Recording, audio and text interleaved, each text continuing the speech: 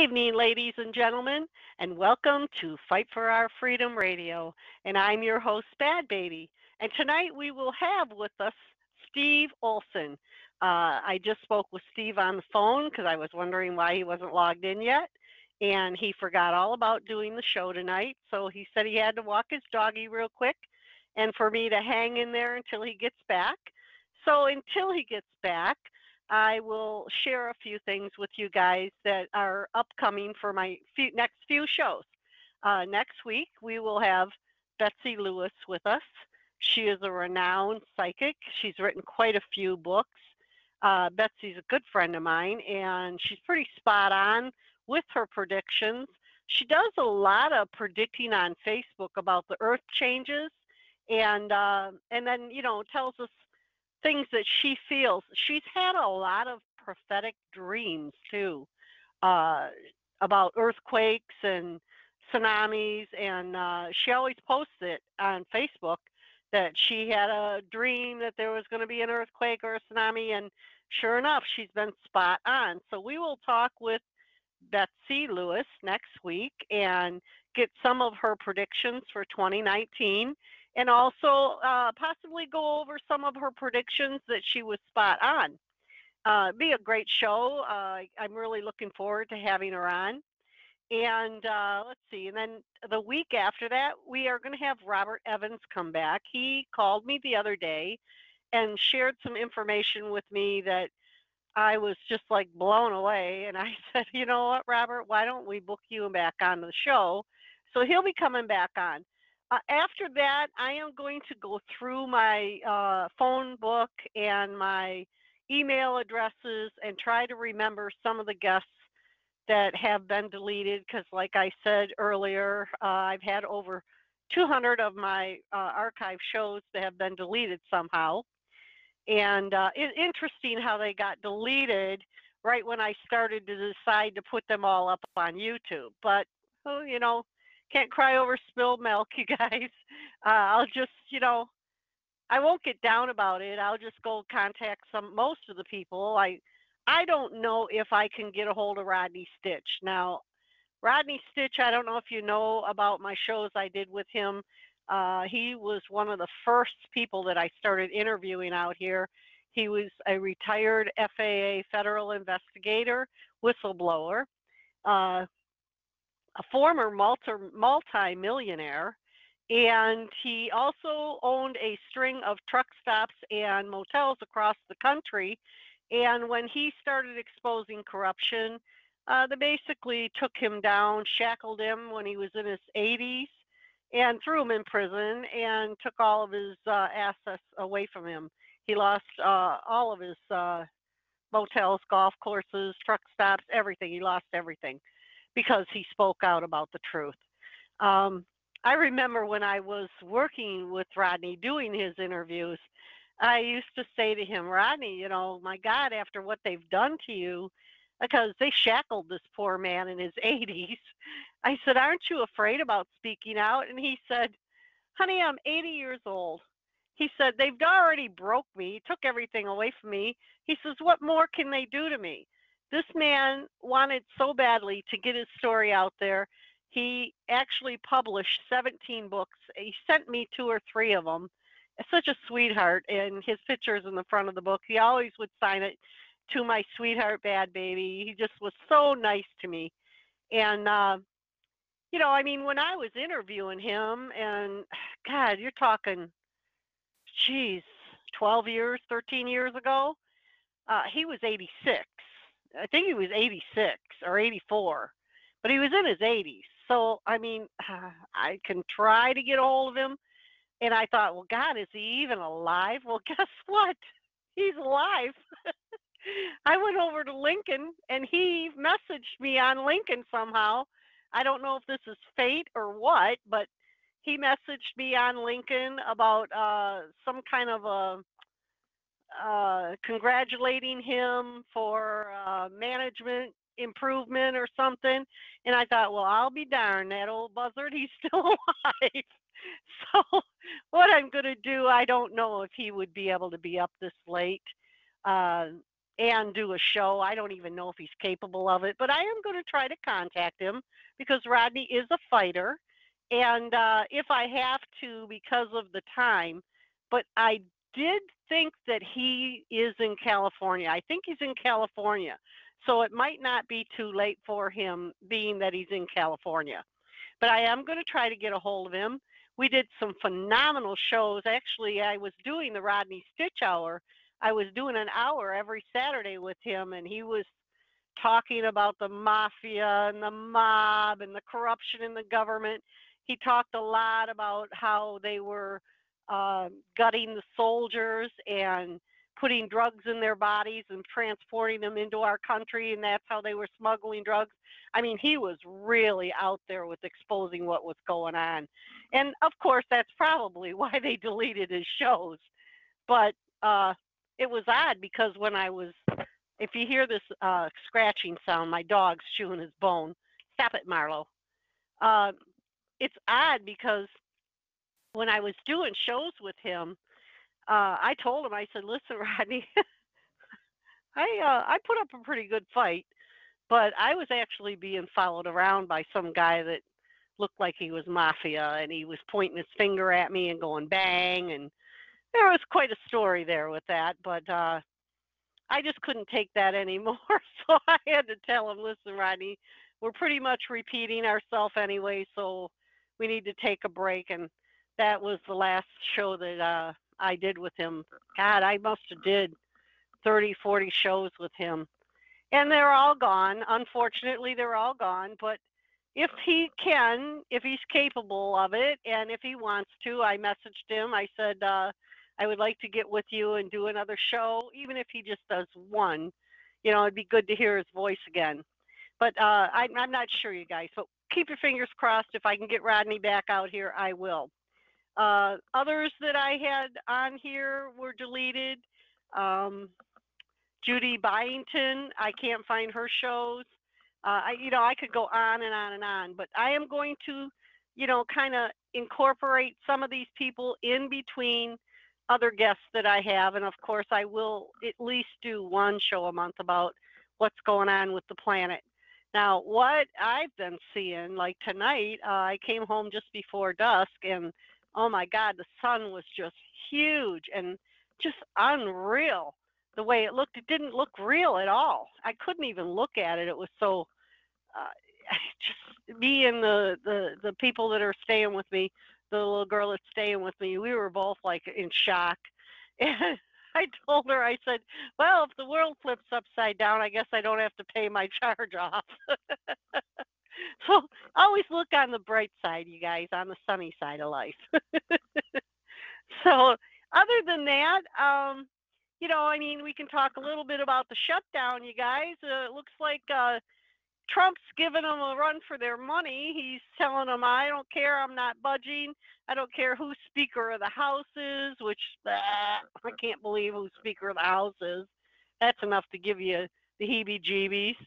But I have to say that I really think he is doing the right thing because he's right. It's too important of an issue to just walk away from it. And I stand behind him. Stand your ground, buddy. Don't tell him to pony up with the money. We need the wall. We don't need people invading our country. Rules are made for a reason. I have nothing against anybody wanting to come to America and be an American, but you know what? Everybody else that came here the right way had to follow the rules, and I see no reason why they shouldn't have to follow the rules. And the thing that really bothers me is that they're all worried about, oh, let's get tents and let's get medical down there and let's get housing down there and make sure we take care of these poor people that are camping on the other side. Oh, well, that's all fine and dandy, but they're not even Americans. What about all the Americans that are living under bridges? What about all the American children that are homeless right now and that are freezing outside right now? What about all the people in Paradise, California that were burned out of their houses that have no place to go? Do you see everybody, the Democratic Party over there ponying up for them? No, they don't even talk about them. So, come on, let's not go for the double standard here. I mean, I'm a firm believer of not wasting oxygen. And when they say all that crap, as far as I'm concerned, they're wasting oxygen. So, don't pick the veil up, everybody, and take a look under it. Don't buy the propaganda. Yeah, exactly. Can Younger brother, I love you so much for that comment. We can't go to other countries illegally. Exactly. I live right here on the border of Canada, and I can't swim across that river and say I'm coming over there. You're gonna take care of me. They lock me up so fast and scoot me right back across that border. You couldn't even you wouldn't believe it even happened. Okay, let's see. We had just had somebody come in. Let's see if this is Steve. Hello, is this Steve? No, not Steve. Okay, we're waiting for Steve. So, and you just show up as a number, so I didn't know whether it was him or not. But thank you so much for calling in. We're just going to wait a few minutes. He forgot about the show, and he was in the middle of walking his dog. Thanks. Okay, I'll mute you back.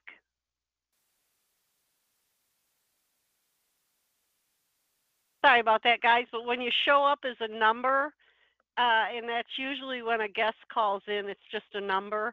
I have no idea, if it's my guest showing up, so I have to stop real quick and ask.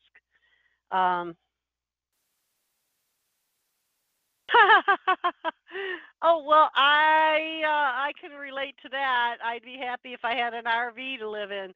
Yeah, exactly. I mean, come on.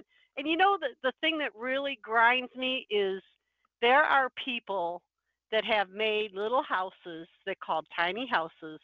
And there was this one guy in California. He was taking his own money and making these tiny houses where one wall drops down. And wouldn't you know it, that the local government came and took all these houses away from these homeless people. So, come on, give me a break. Okay, Steve is with us. I don't know why there is a, here we go. Hold on, Steve. I'm going to try to unmute you. Are you with me now? I have a caution. No audio detected. Participant may be having microphone problems. Are you having microphone problems, Steve?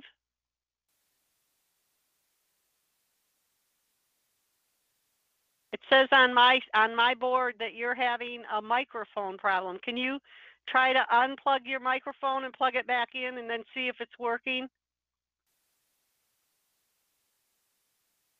Houston, we have a problem. While you're working on that, I'll finish talking about these tiny house things. Oh, there we go. There we go. Hello? Okay. Hi.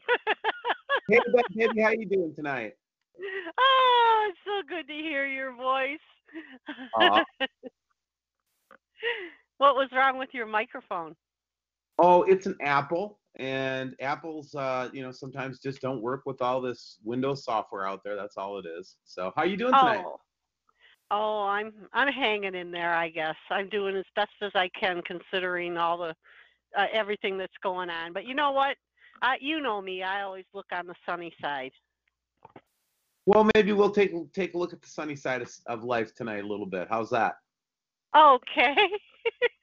That sounds great. I'd love to look at the sunny side.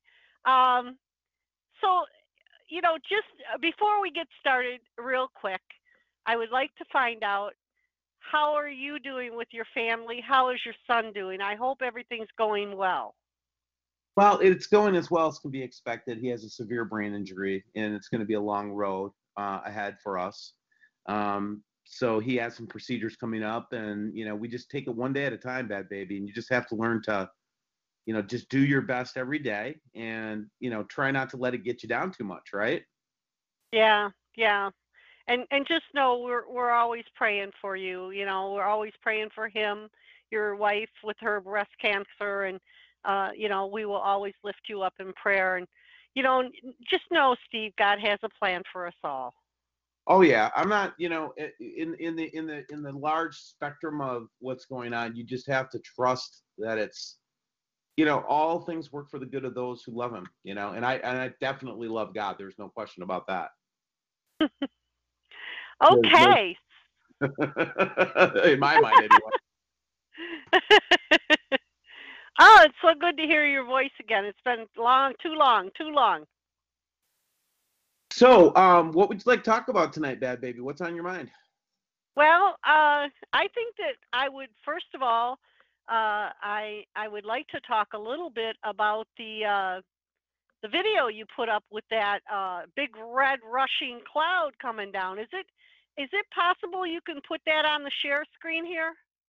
I can. Here, I'm just right now learning how to use this console, and I'll get her. Let's just see what we got here. Settings. Open participant. Open chat. No, we don't want that. Okay, share screen. Yes, let me get this. Let me get a screen here for us here. And the other thing I was going to hope that we could talk about tonight is, I know you're going to love this.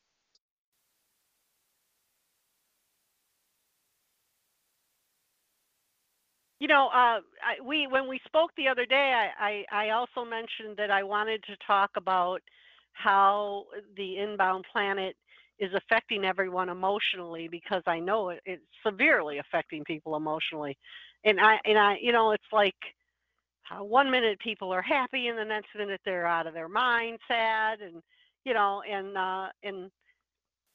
realize that this is the human resident, and that if you're starting to feel angry or sad for no reason at all, know where it's coming from and overcome it. There's ways to overcome it. Are you doing your homework over there?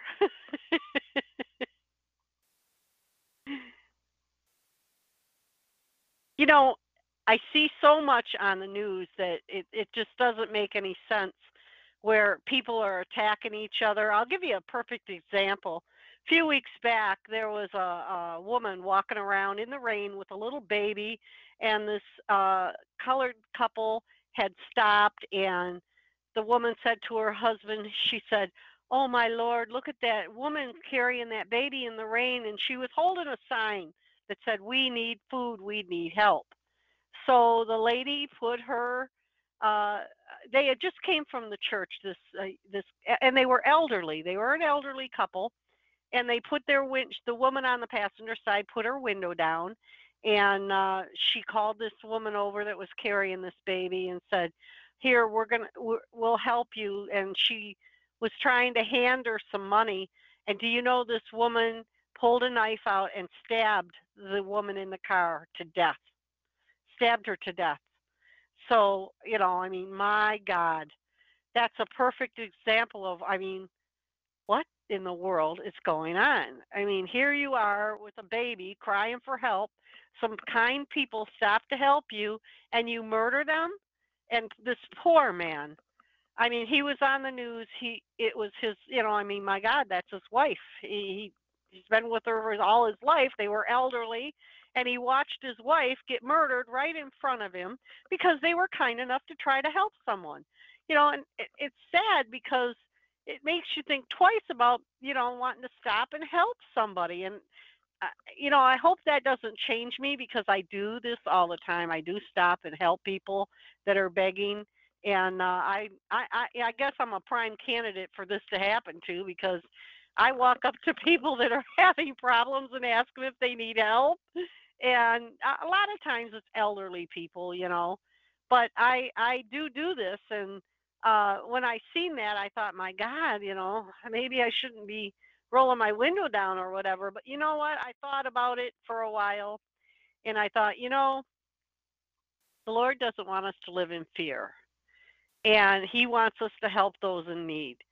And I also thought about it this way too. We're all written in the book on one date that He has that we're going to leave. And if that's the way I'm supposed to leave the planet, then I guess so be it. But I hope to God that the things that are going on like this don't ever change me or any of you out there that have the kindness in your heart to try to help people. And, for those that suffer for trying to help people, I'm sure they'll get extra special blessings. And don't ask me why anyone would do something like that, but I see it all the time on the news, and I see a lot of fighting. I see a lot of fighting and anger on Facebook. I see videos of people that I saw one tonight where a guy was in McDonald's and he was arguing with the girl that was taking his order. I couldn't see what they were arguing over, but he actually grabbed the girl and pulled her across the counter and started punching her. And of course, she started punching him back. And then everybody at the McDonald's store got involved and kind of broke them up. Took them a few minutes to break them up. And then he started screaming that he wanted her fired. Excuse me? He's the one who grabbed a hold of her and put his hands on her. And so eventually it showed his mugshot underneath. And he ended up getting arrested over the whole thing. And, I mean, it didn't make any sense, but you want to know what the whole thing was over? A straw. Okay, did I lose you, Steve? Yeah, it's normal with me.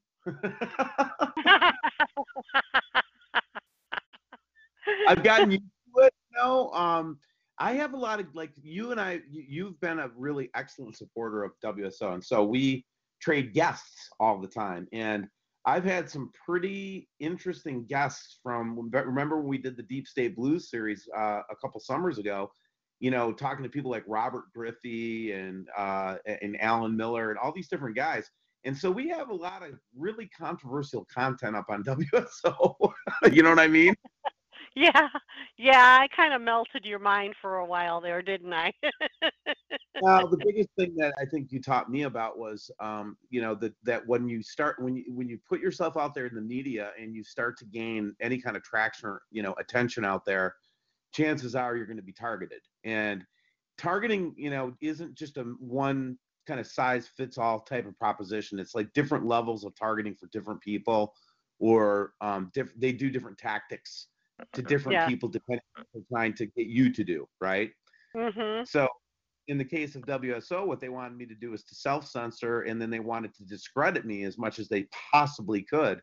So I was constantly set up in these situations where I would be compromised, or I'd have a bad actor that was like really close to me that got infiltrated the WSO network, or things that just didn't make sense to me, like just out of the blue. And then through, and it was like, at first it sounded crazy to me, Bad Baby. I'm going to tell you, I Oh, thought I Bad Baby. know. Not to interrupt you a minute, but let me tell you, when I first started figuring out that I was a target and what targeting was all about, I thought to myself, if anybody came up and told me this and it wasn't happening to me, I would think they were nuts. Because it's hard to believe, and it's hard to believe. And I'll give you a for instance. When I was in the grocery store one morning, I used to go to the store like at 5 o'clock in the morning so that they wouldn't follow me in the store. Didn't matter. I could go there at 4 in the morning. I could go at 3 in the morning. Somehow they knew I was there, and somebody would come and do something to me. And so I was in the grocery store 2 counties away, and it's 5 o'clock in the morning, and this woman's banging her cart into me and going, and I go, oh, here we go. And so, I was putting my stuff on the counter, and she kept pushing her cart into me and doing that goofy laugh. And the woman that was ringing my stuff up was looking at me like, what the hell, And I'm just ignoring her, and she kept banging me. And then when I looked back at her, because that's what she wanted me to do, was look. So I looked back at her, and she goes, it isn't going to get any better, And I just said, I know. And so then she just pulled her cart and ran off. She pulled out. And the woman ringing my stuff up looked at me and said, what in the world was that all about? I said, I don't know. I guess she forgot to take her medication today. But what she was doing was she was trying to scare me. It's called street theater. They want to, pull stuff on you and scare you, and and it's stupid. I mean, I got to the point where at first when they were doing it, I was like, oh my God, what in the world? And it would freak me out. And I think, where are these people coming from? Why won't they go away? And, I just couldn't understand it. Now I just totally ignore it. It's just a game. And if you ignore them because it's a game they play, and you have to realize it's a game and don't participate in the game. Jump off the game board. That's what you got to do. And we lost Steve again. Okay. No, I'm back. Can you hear me? Yeah. So I don't know if you heard the last part, what I said, but Oh, I it's a did. big, I know the story too. I mean, yeah, it's a big game, And when you decide, because they try to do stuff to get you to participate, just don't participate. You know what? Go pull your bootstraps up, go on with your life, and live as happy as you can, and don't let them interfere with it. Okay, all right. Can you guys see the picture? This is phenomenal, Steve. it is. It is. And this is something that we actually, through our network and people that you're familiar with, Dave Dobbs, who you know personally, has been, had predicted that we would get that close of a view of it this late December. And this was from Barcelona, Spain on December 31st. But anyway, to finish our thought on the targeting stuff, for me it was the full tilt boogie slander campaign and putting people in my way, like handlers and different people, to try to control what I said, what I thought, what I did, when it was crazy. And Yeah. And you helped me to unwind it, and you were just like, Steve, this is an old tactic. You need to sit down and listen to what I'm saying. You're not going to like what I'm going to say, but this is what's happening. Remember that? Remember? Yes. Yes. And I And did not want to hear it because I wanted to think that I was smarter than that, but I wasn't. And next thing you know, it was like all I had to do is just make better choices. I cut down my group of friends that I'm close to just very, very handful of people. yeah. Um, redoubled down on taking care of my family and repairing broken relationships that happened through the targeting process, and just repaired as many of the bridges as I could. And things are going pretty well. I got my family support structures back again. I'm very close to my not just my younger son, but it's also my family that all lives around in the area, and all that stuff's coming back together again too. So you just have to focus on what's most important, and try your best to ignore it. And part of what they do to me too is anytime that they figure out my IP address, then anytime I'm doing any kind of Zoom or any kind of interview or anything like that, I'll always have problems with it almost every time. But and if I try to use a VPN or something like that, then I can't get on anybody's server. They like blocked me. And So and it gets so frustrating, Steve, but you have to consider that it's going to be going on, and don't let it, you know what? I came up with a phrase, just let it be roll off your back like the water rolls off a duck's back. You right, just, and part of what really helps, I know this is going to sound funny, maybe a little weird, maybe a little left field, right? But just hang with me here for a second, right? I seriously, as I started to get a more eternal perspective on life. Now, listen to this is crazy. Sounds crazy at first, but if you listen to me, it might help you. Anybody who's listening to this, I started to see things from an eternal perspective, understanding that I'm an eternal being. I have an eternal relationship with God. I have an eternal relationship with my brothers and sisters on this planet.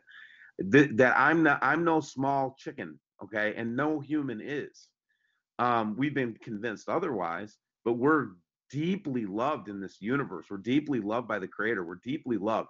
And once you start to reconnect with the eternal perspective, this little temporary chicken scratch life that we've been imprisoned in this prison planet doesn't look so bad anymore.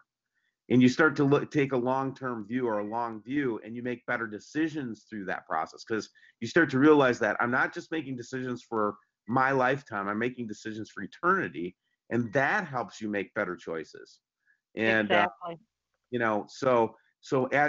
as my life has gotten crazier in the terms of the subjects and the topics we're going to talk about tonight, it's gotten way more peaceful on a personal level. And one thing that people don't understand, and I'm talking about people in general, is that when you project hate out to people or anger, it comes back to you eventually, whether in karma or in a next life, or and then that's a life lesson that you got to learn over and over again. That's why when I get harassed or have things hurt me or people hurt me, I say, you know what? I'm turning off my feelings in that aspect. I'm not going to let it affect me. I'm not going to project any anger or hate or animosity towards you. I'm going to change it to I feel sorry for you, because the evil that you're projecting out, you're just projecting on your own self, and a lot of people don't realize that. So I have pretty much learned how to like turn the other cheek and just go on my way and try to live my life as happy as I can. Now, I don't know if you know, Steve, but I had over 200 of my shows deleted, and I am downloading my shows and putting them up on YouTube right now. And I have had a couple people come in with the F word and say, no one wants to listen to your effing shows and blah, blah, blah. I know it's a troll. I know it's a, perp. I just delete it and say, gee, I'm sorry for you, because the last show I did with Richard Allen Miller, I have 134 views in 2 days. You know, so so if nobody wants to listen, you better contact that 134 people. I don't worry about it. I mean, it hurt for a second. I went, why would someone do that? But then I thought, you know what? There's a million out there, and I'm just gonna put them to the wayside. Well, again, and so what the other thing you do is you learn that it's a distraction from the work, that you're on a track. Probably if they're messing with you, you're on some kind of a track. It doesn't mean that we know all the answers. That's for sure. But it means that we're on a track where a little crack of the veil is opening in front of you. And I often think about it, it's like, wow, just a little. I just have a little YouTube channel, and Bad Baby just has a little talk show radio program. You know what I mean? We're not like huge empires or anything like that. And what occurred to me the other day, I was talking to somebody about this, and it was like, no, it was seriously, a little teeny crack in that dam that they constantly are paving over with Bondo to hide all of the lies that they've told us since we were children. You know what I mean? For millennia.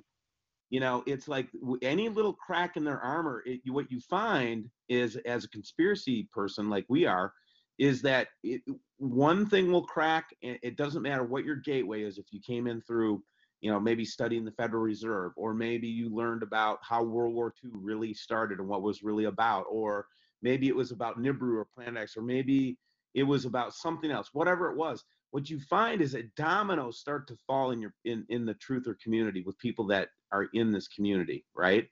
And I think it's a common experience that we have, that it's not just one topic that we usually focus on, but we'll end up, the dominoes will fall. We'll just start to see the whole illusion to break apart. You know what I'm saying, Bad Baby? Yes, absolutely. And that's exactly what happened with me, because when I first came out here, I just wanted to expose that targeting was going on, and that all these people across this country were being targeted. And then I started being contacted by people from around the world, and I said, oh my God, this is a world thing.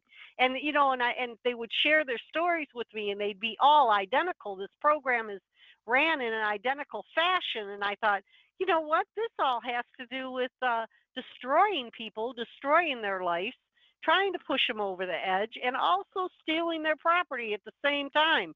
A land grab. Maybe I can commit you and keep you in the psych ward for 2 years until you lose your house to back taxes. And I've seen it all. And well, look said, how they dealt with the original natives of America. I mean, you talk about targeting, you talk about destroying, people at a fundamental cultural level, relationships with family, all that. These are old tactics. I mean, yes. they've been doing this for a long time. It's funny that you brought that up, Steve, because I just watched a Western movie not too long ago, a few weeks ago, and I went, oh my God, it's the same tactic back in the when Jesse James was robbing the trains. They wanted the land for the railroad, so they did the same thing. They harassed the people off their land.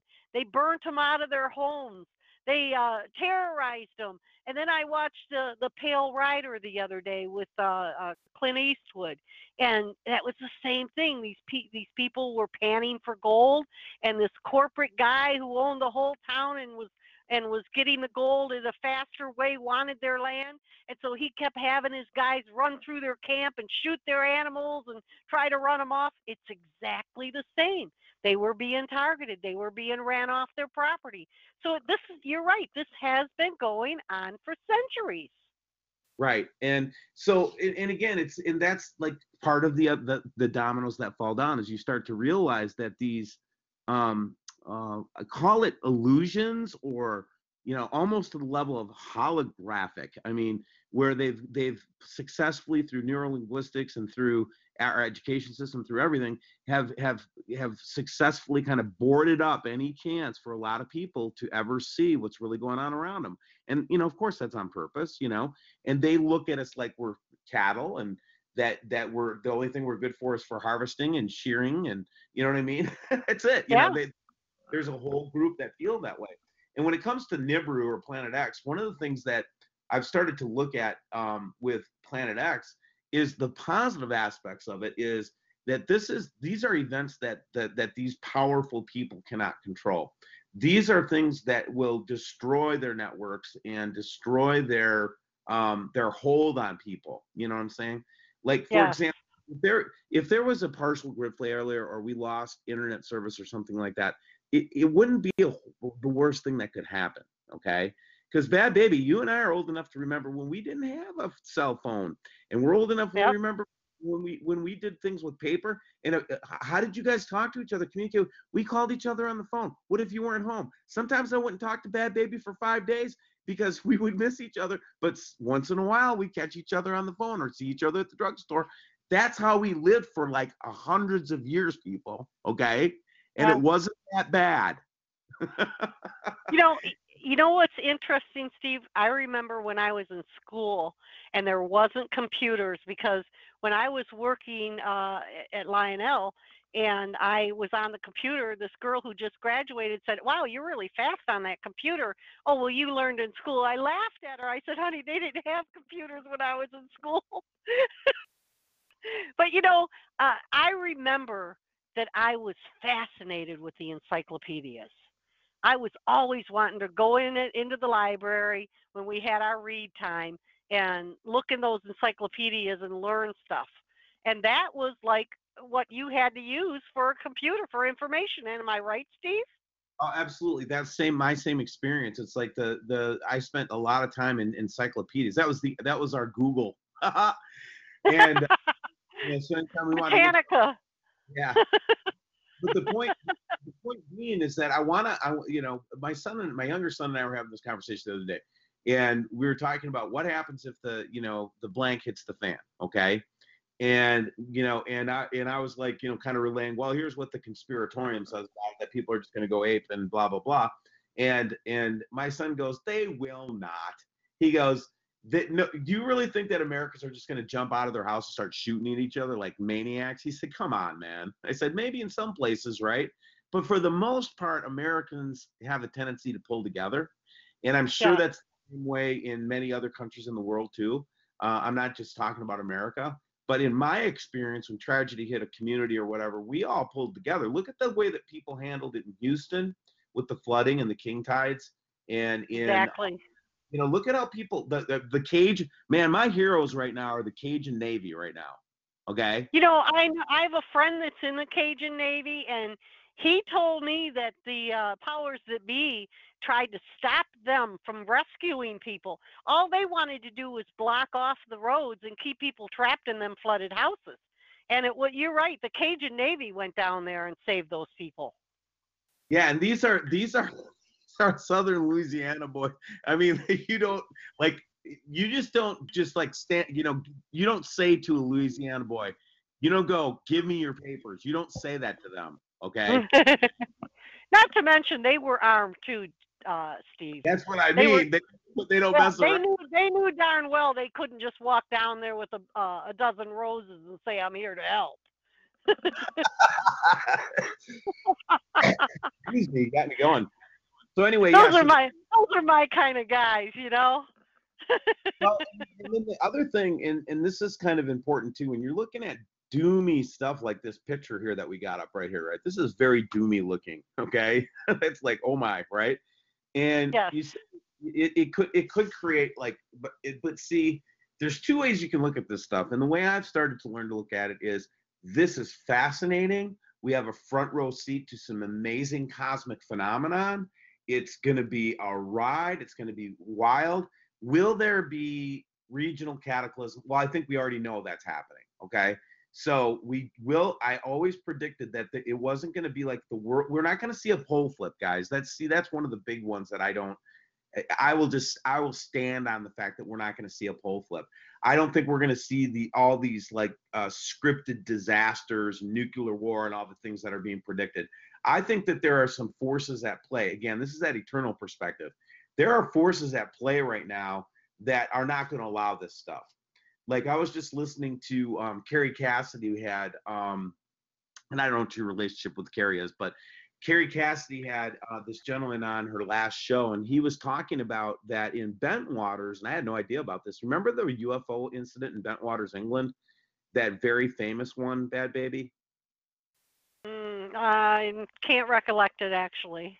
All right. Well, what happened in Bentwaters was there was a UFO encounter, and there was Air Force SPs that actually saw it, photographed it, took Oh, notes, yeah, yeah. And they escorted it for a while.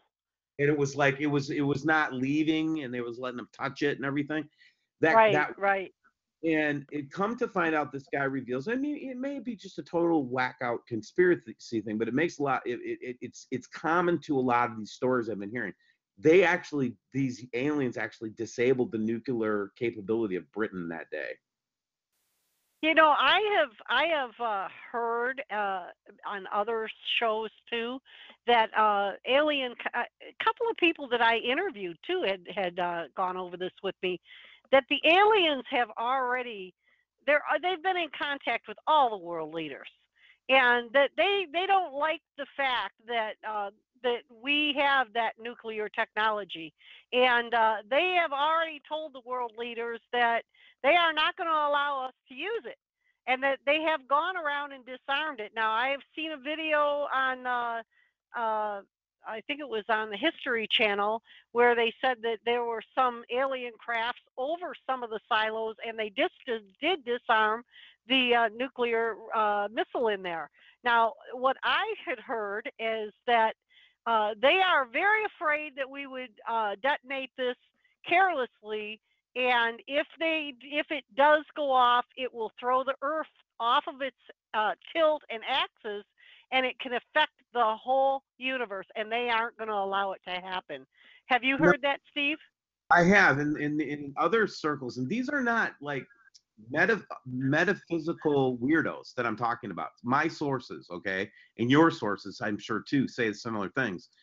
It's gotten to the point now where they understand, world leaders are getting to understand that any actions that you take in that regard are, in this kind of is a place where you use the word karma, but don't think of it as I'm using it as a religious word. I'm using it more of just kind of illustrate that your actions will come back on you immediately. Like there's this instant karmic kind of reality that's happening.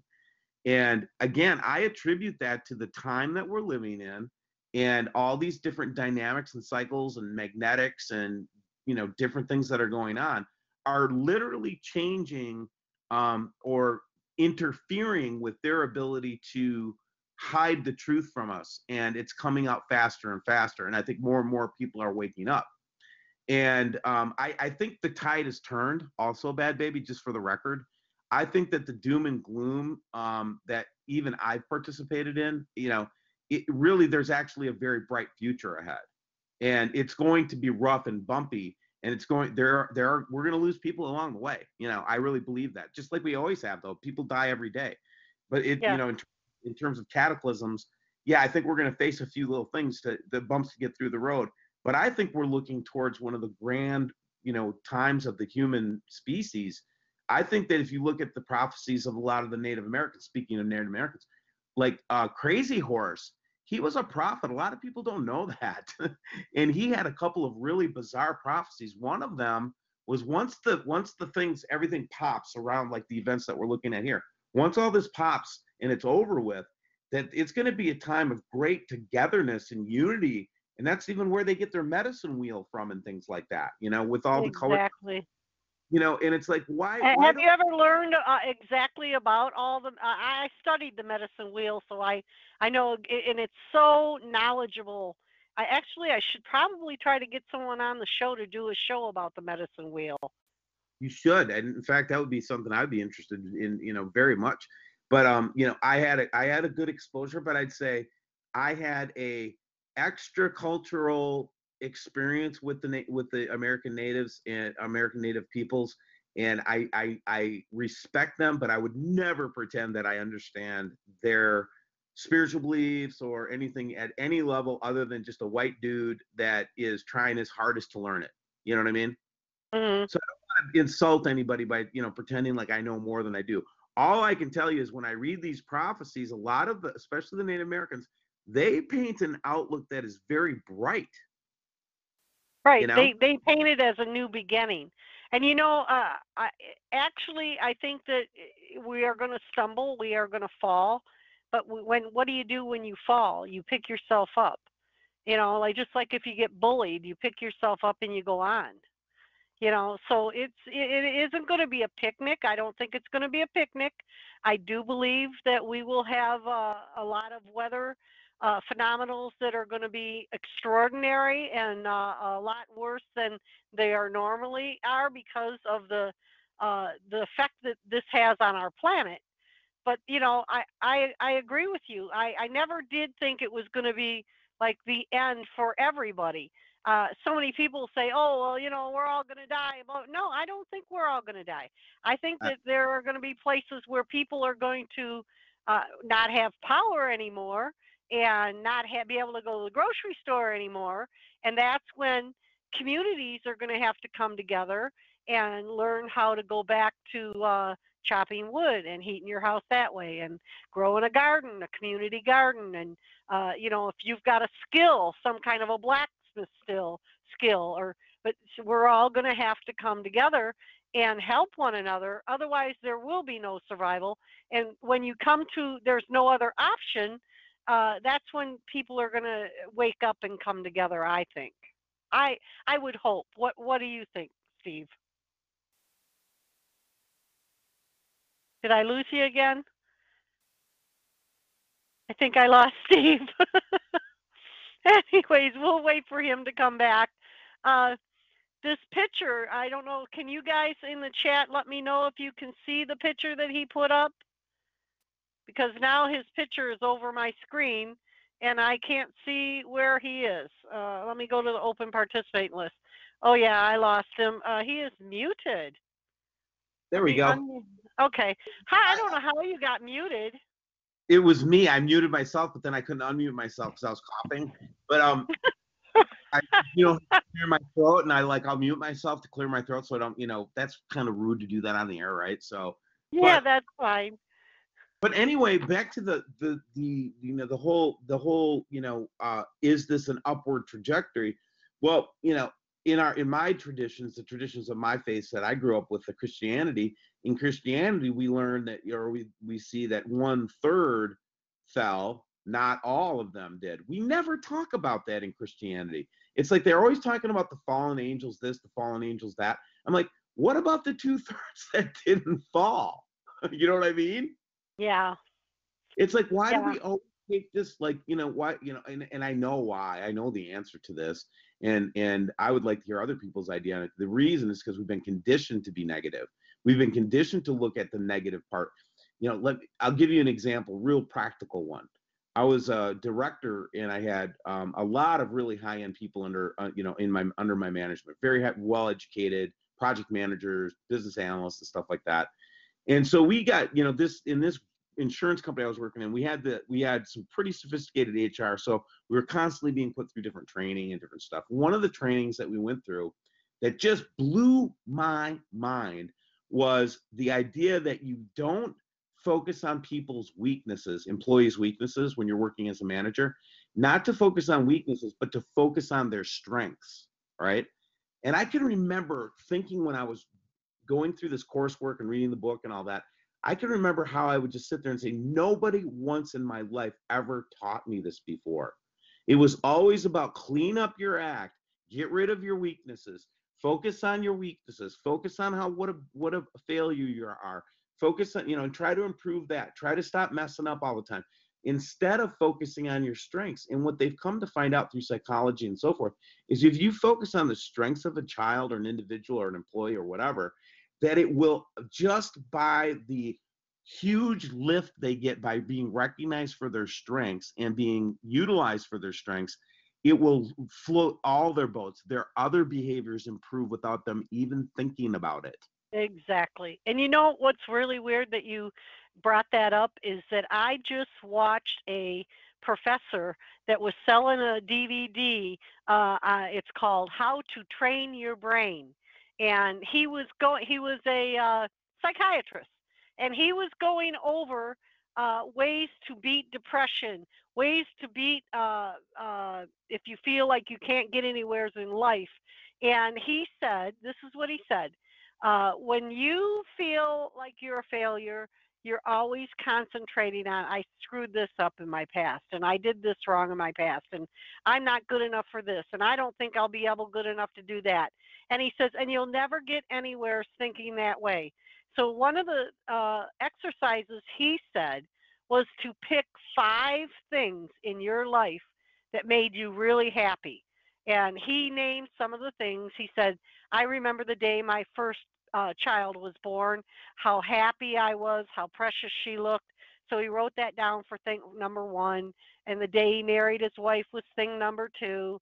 And then he just said, you got to go through your past and pick out 5 things that made you just so tremendously happy, where the endorphins in your mind were like, oh God, this is a wonderful day, I'm so excited, blah blah blah. And when you get down, you go and look at that list and remember those 5 things, and it will bring your excitement level back up to I'm not down anymore. And I thought, wow, what a wonderful exercise. Well, yeah, and again, these are things that point to, but this is not the way we were raised. This is not the way that our society works right now. It's not the way that the normal person is wired. And let me give you another example. And this goes up to like a lot of Christians out there, like, people that I've been familiar with a lot of the preaching around this stuff, right? Like, if you're going to talk about sowing and reaping as an example, every preacher that I've almost without any, I can't remember one time I've ever heard anything preached about sowing and reaping, where the focus was on, now it's time for those good seeds that you sowed to come to fruition. It was either you haven't sown enough, you need to sow more, or it was the bad seeds that you sowed that ended up in the effect of your bad life right now. I mean, never was it about, I mean, even the New Agers, man, if they talk about karma, right? They never focus on good karma. They always focus on the bad Not the karma. bad, yeah. Steve, one of that? the guests are saying they can't see the picture. They said Steve needs to upload the picture and people can click on it and in the chat, and their browser will open it up in a new tab window.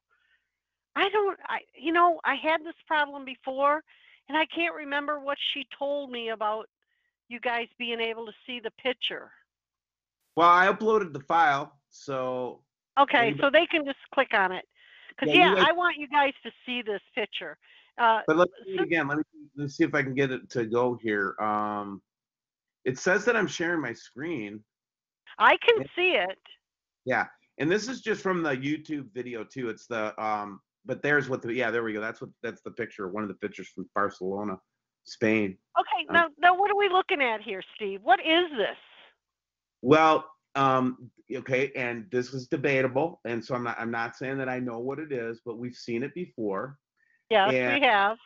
And what we think it is it's an extra atmospheric object. It's a large grouping of objects, and we sometimes see a couple of them in different passes when we've seen it go by.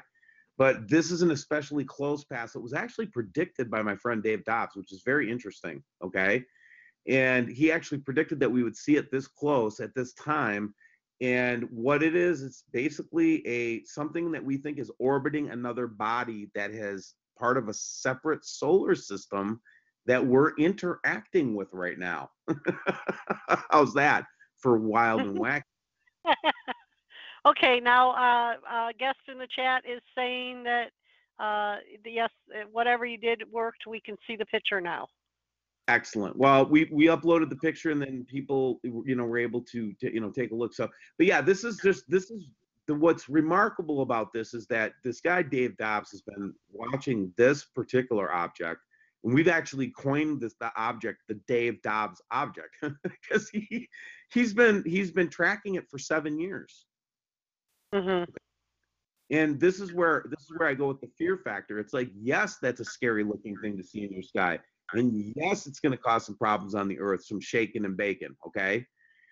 But is it going to destroy the whole planet, and are we all going to get wiped out? No.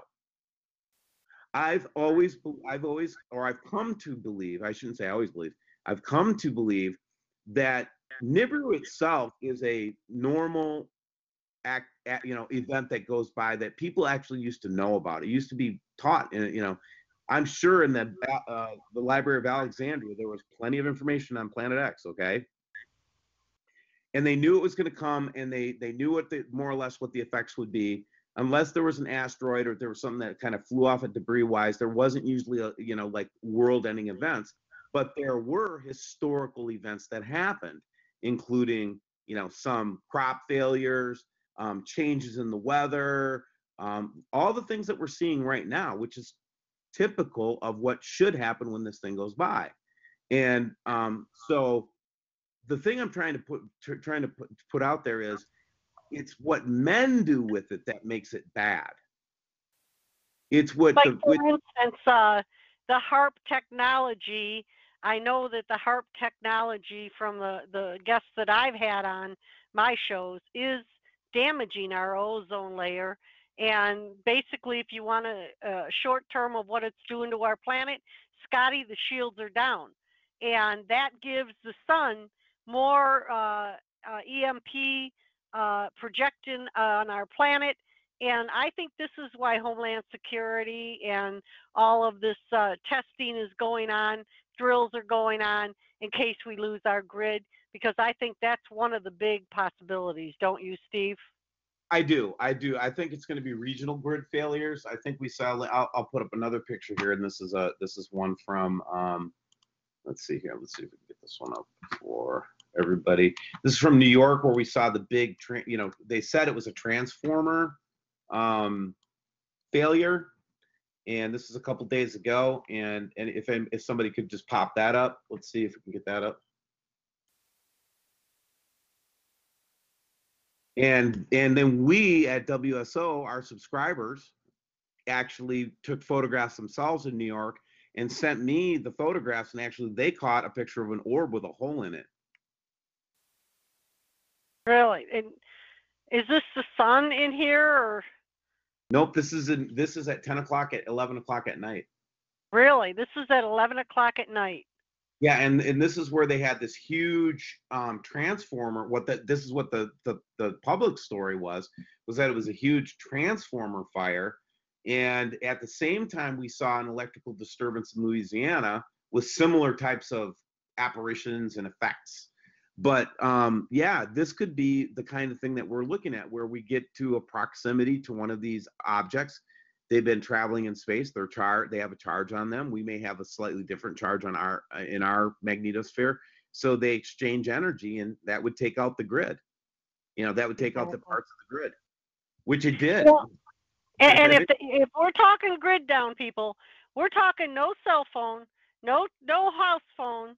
We're talking no electricity. We're talking no water, because the waterworks won't be able to run their pumps. So, you're talking going back to cowboy and Indian times, where you try to find water down at the creek, and you chop wood and heat your house, and so on and so forth. So, this is what we're talking about, having to be a community to come together to survive something like this.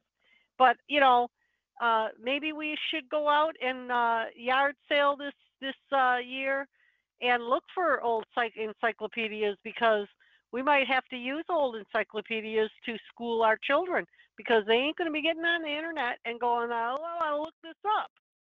No, I think you know what? That's just a practical thing to do. But again, I think that we're gonna.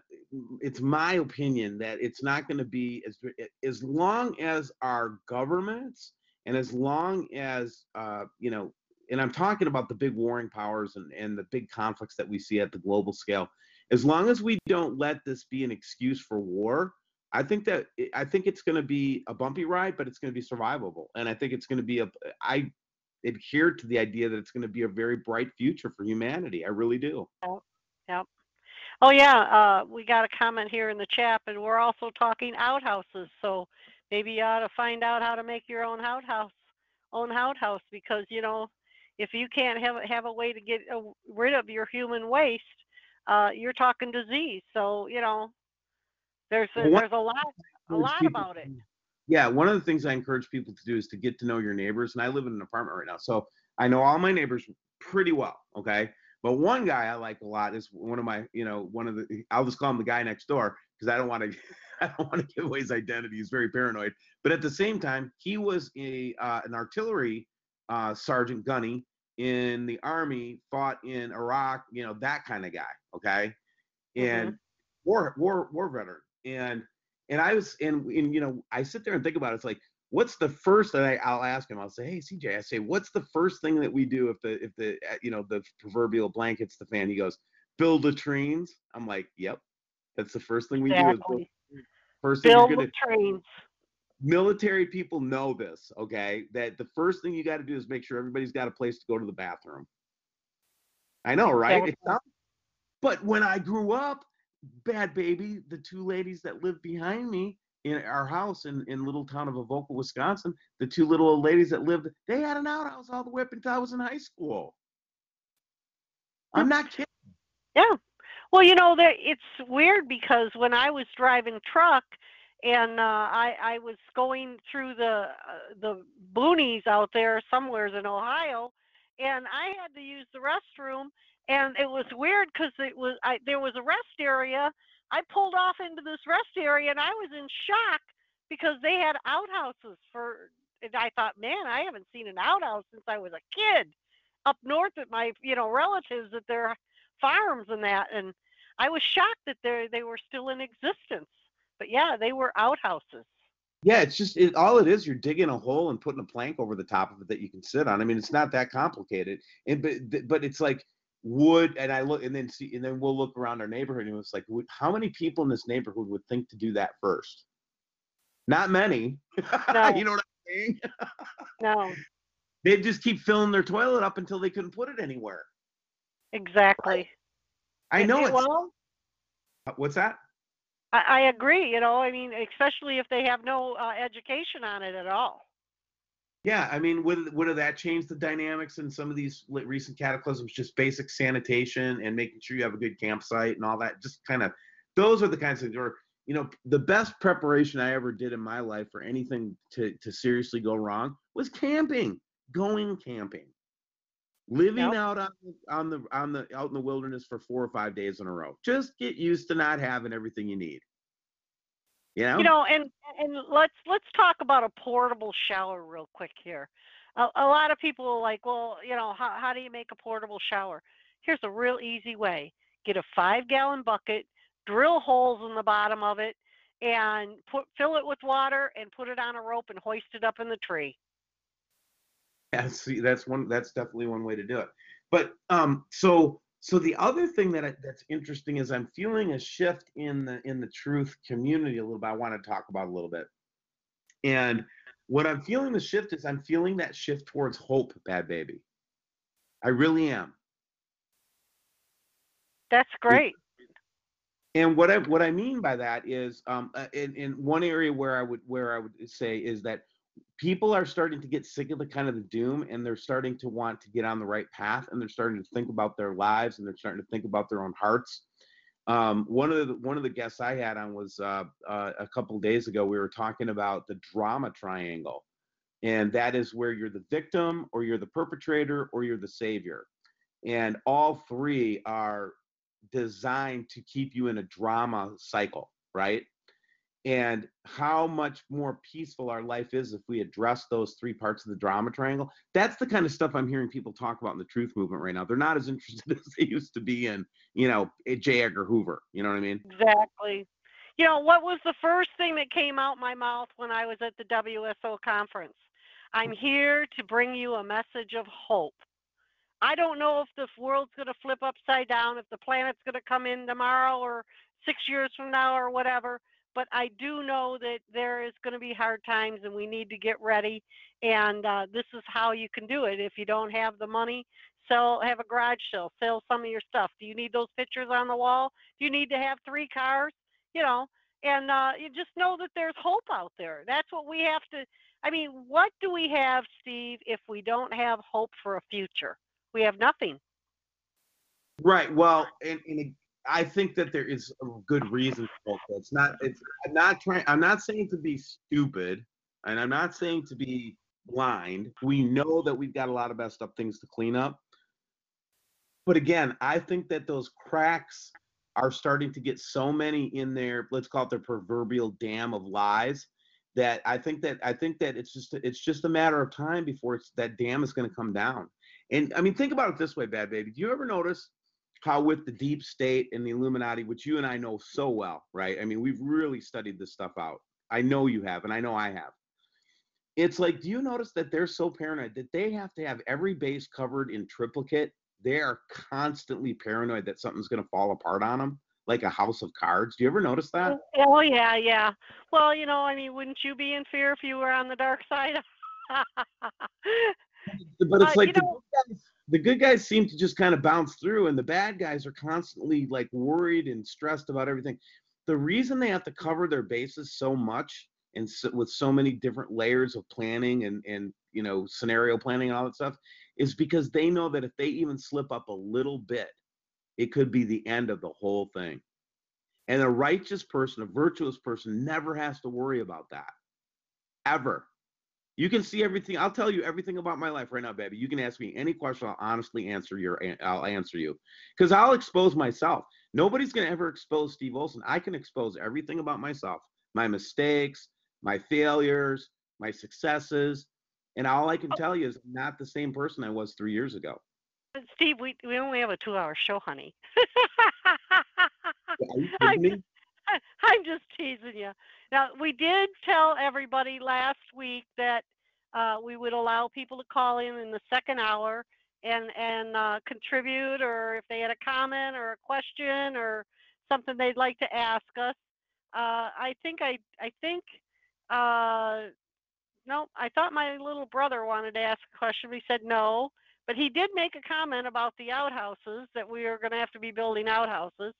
So if you guys want to ask us a question, or if you have a comment or something that you'd like to know, go ahead and raise your hand and I will unmute you and we can let you join in on the chat, and you can ask Steve anything you want to ask him.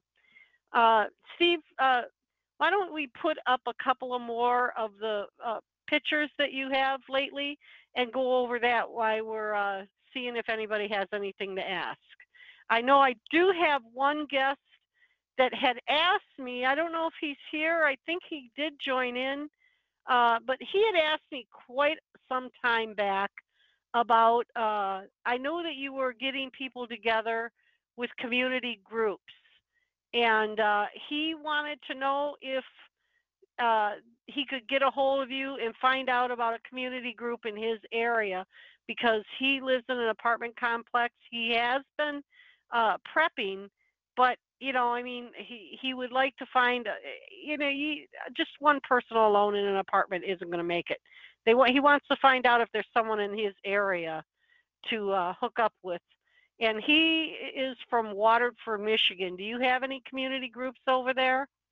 No, I would recommend that he, if you're trying to find that kind of outreach right now, I think Terrell Blackstar is doing a pretty good job in there. We withdrew from that, and here's why. We got into starting to build the groups, and we were infiltrated immediately. Oh, okay. Yeah, I mean, it was disastrous. I mean, where where it was they what they would do is they would send somebody like a gay couple to what they knew to be would be like a Christian hardcore fundamentalist survival group Yeah. to cause Yep. problems. And I'm not anti-gay. I'm not. You were being targeted. Yeah, I was in, and it was just like that kind of stuff was happening everywhere. We'd have just one crazy guy that would blow the group up, and it was Yeah. just it was everywhere we looked. So we just couldn't do it anymore because will I try it again in the future? Will we try to do it with a smarter approach? I think so, but it's going to take a lot more planning and a lot more work than what I had first imagined it would. Well, I have had Terrell on, and that's one of the shows that I had that was deleted. He did a phenomenal show with me on 9/11, and I have not found that yet. So I will get back Here's with the guy Terrell. the reason I point you to Terrell, he's been doing what I've been doing for like about 4 years. He's been doing for 20 years. Okay. Yeah. With Yeah, I so, remember when I interviewed him. I forgot all about he was doing where you could join the community and his newsletter and all that. I forgot all about that. So yeah, I yeah. will get him back out here and see if I can get some information out of him. And he will, and definitely have him back on because he's been doing a really good job tracking what I think is the big magnetic / gravitational anomaly. I think he does a better job tracking the big. I think it's a black hole, bad baby. That's what I think it is. Okay, that's just me. But it's one of the components of this system, and it's the most magnetic. It's the most profound, and he does a great job tracking it through our earthquake analysis. That is, there's nobody that does earthquake analysis better than Terrell. Now, will Terrell get back? Like, I'll have him on a show, and the next day he'll be on there saying Steve Olson's just showing lens flares on his channel. Yeah, he'll do that, but I don't care. I love him, man. I love Terrell. I love listening to people. What I've learned is the data is great. It's good if you can listen to people's ideas. The place where it starts to go awry is when you start worrying about their character or personality or this, because we're all kooks, man. We're all a bunch of kooks. And I've had every single Planet X researcher on my show, every single one. I've had John Moore, Gil Bazard, John Denard. I mean, and they all conflict. And I look at it this way: we all have a different take on it. We all have our ideas. I'm just here to hear every single person's idea. I'm not going to jump on the bandwagon and say this guy don't like that guy, so I'm not going to like that guy.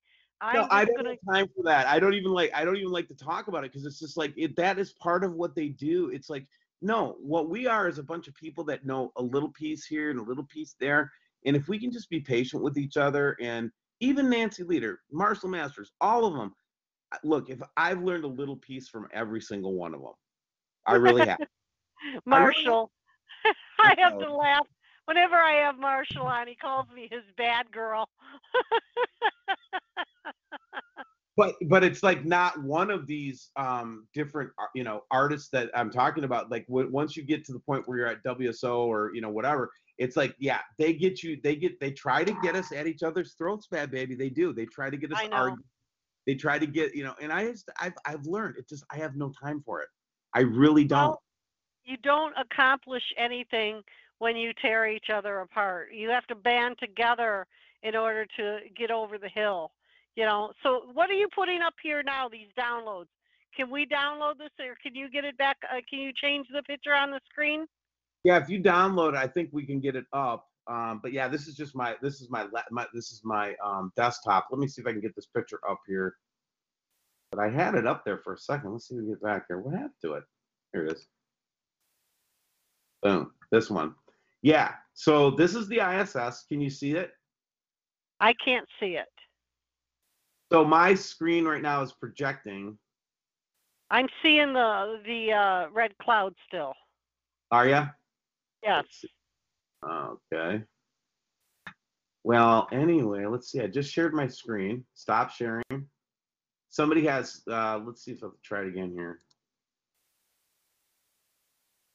Not changing the main screen. I think you have to do that, bad baby. Or I could do that. Okay, there we go. Now let's try it. Yeah, you did it. Yep. Now I'm seeing it. Okay, good. Now I'm starting to get used to this console. So these are the photographs that so you've got the ISS live feed, and you can usually find this on YouTube, or there's lots of places you can watch it. And they cut that thing off like every hour. Something's popping up where they have to cut off the live feed on the ISS. It's really frustrating. But there's another place where they take pictures, and these are the astronaut pictures, the ones that they're just doing like home photography. And they actually have to run all their photographs up on a NASA website before they get edited and chopped, and then they get shown on a different site. So I've got access to this back door to these astronaut photos, right? And so here we are in the ISS, and I think this is like the same time frame, like December 31st. And you can see, look at this. Look, what is that?